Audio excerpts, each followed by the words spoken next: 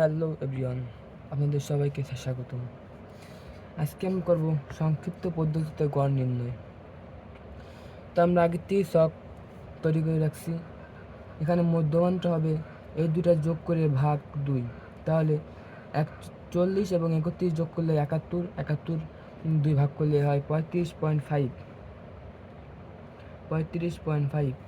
তারপরে 50 এবং 41 যোগ করলে হয় 91, 91তে 2 ভাগ করলে হয় 45.5।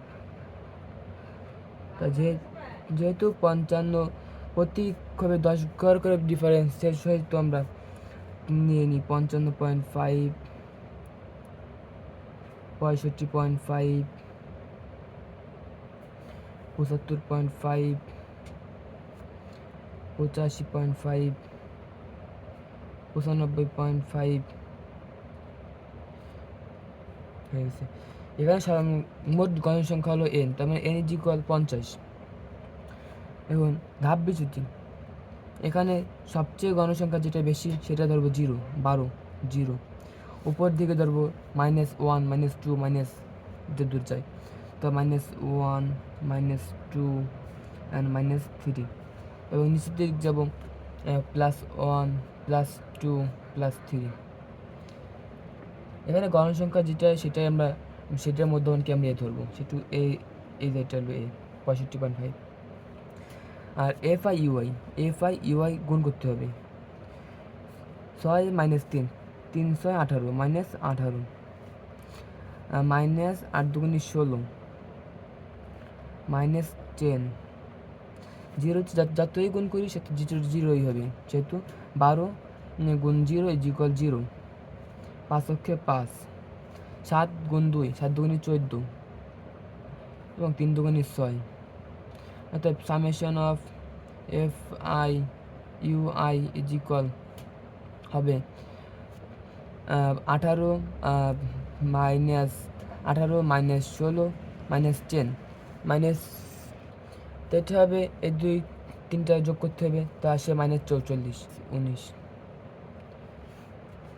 তাহলে আমরা জানি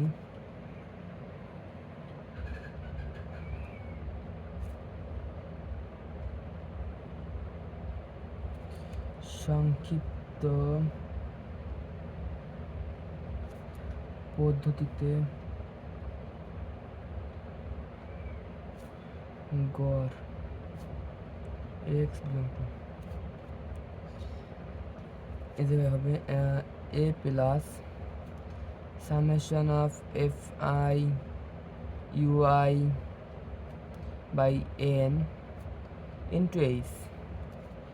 এইচ করে আমরা আগেই নিয়েছিলাম 65.5 plus summation of FI/UI -19,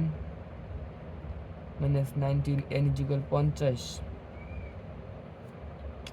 H ব্যবধান এদের 31 থেকে 40 ব্যবধান আছে 10 করে, আর 41 থেকে 50 ব্যবধান 10, তাহলে এইচ = 10। তাহলে কাটাকাটি করা যায়, 10 × 10, 5 × 10 = 50, তাহলে 65.5 যোগ 19 -19/12, তো -19/5 -3.8। এই প্লাসে মাইনাসে মাইনাস হবে 3.8, তাহলে হবে 61.7 অ্যান্সার।